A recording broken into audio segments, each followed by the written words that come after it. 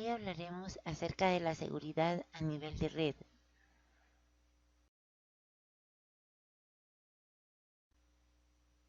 Al hablar de la utilización de seguridad a nivel de la red, estamos hablando de proteger no únicamente la parte lógica, el software y los datos de la máquina, sino también el hardware.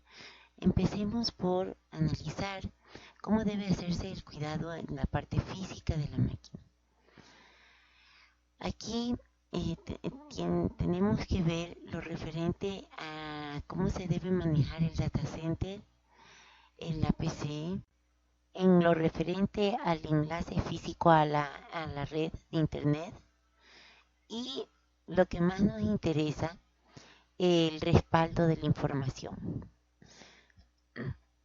Empezando por el data center, podemos decir que debemos tomar en cuenta algunos aspectos, sobre todo que el data center debe estar ubicado en un lugar seguro al que no tengan acceso fácilmente las demás personas, solo el administrador o encargado de este lugar. El data center puede ser atacado por conexiones de computadoras invasoras, que pueden convertirse en una especie de puente entre el Internet y el switch o entre el Internet y los servidores que estén conectados al rack. Todo con el fin de acceder y extraer la información por la que están persiguiendo. Este ataque es conocido como Man in the Middle y todo esto lo hacen con el fin de vender a personas ajenas a la institución la información captada. Nos corresponde ver entonces el ataque al que se ven expuestas las PCs, notebooks u otro tipo de computadoras. Estas pueden ser invadidas por dispositivos de almacenamiento como el pendrive, el DVD, CD, etc. Estos, sobre todo en los pendrive, pueden estar ocultos programas diseñados para capturar información y enviarla por mail. En los PCs también se pueden instalar dispositivos ocultos entre el teclado y el CPU. Estos también con el ánimo de extraer información confidencial. En cuanto al switch, router o rack, estos deben también estar ubicados en lugares seguros, evitando a toda costa la conexión de equipos externos, porque estos pueden extraer información confidencial sin que nos demos cuenta. El switch, como sabemos, conecta a todas las computadoras que pueden comunicarse entre sí y también con el servidor. Y ahí radica el peligro.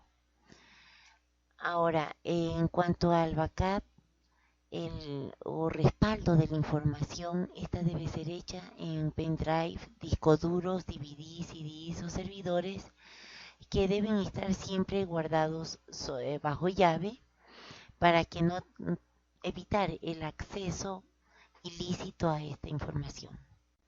En cuanto a la protección de la parte lógica de la computadora, vemos que esto se refiere al respaldo del uso del software, protección de datos, procesos, acceso a la información, de acuerdo a medidas establecidas por las empresas o las instituciones para minimizar riesgos de seguridad.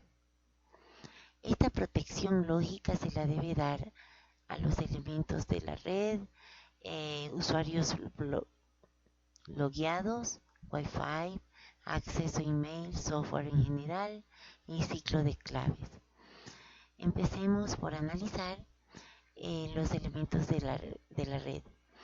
Aquí, para dar protección al software que están en la red, debe estar habilitado el VPN para tener control sobre el número de computadoras conectadas. En cuanto a los usuarios logueados, estos deben ser, se les debe asignar usuarios y contraseñas, tanto para el BIOS como para el acceso al BIOS como para el acceso al disco duro. El BIOS podría ser vulnerado si es que sufre un reseteo. El disco duro, en cambio, puede ser desconectado momentáneamente olvidándose de la contraseña que le fue puesta.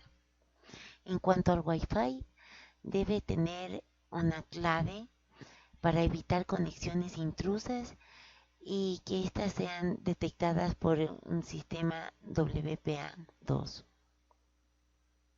El acceso a email y software en general debe también tener contraseñas, las mismas que no se deben ser entregadas a nadie con el fin de evitar riesgos en información, sobre todo si se manejan sistemas bancarios. Ciclo de claves. Deben ser cambiadas periódicamente las claves que han sido asignadas con el fin de darles mayor problema a los hackers y que no puedan ser encontradas fácilmente. Estas claves deben ser escritas como combinaciones de letras mayúsculas, minúsculas y números. Todas estas normas debemos recalcar que son únicamente para minimizar riesgos de seguridad, más no para asegurar que los datos estén a salvo completamente.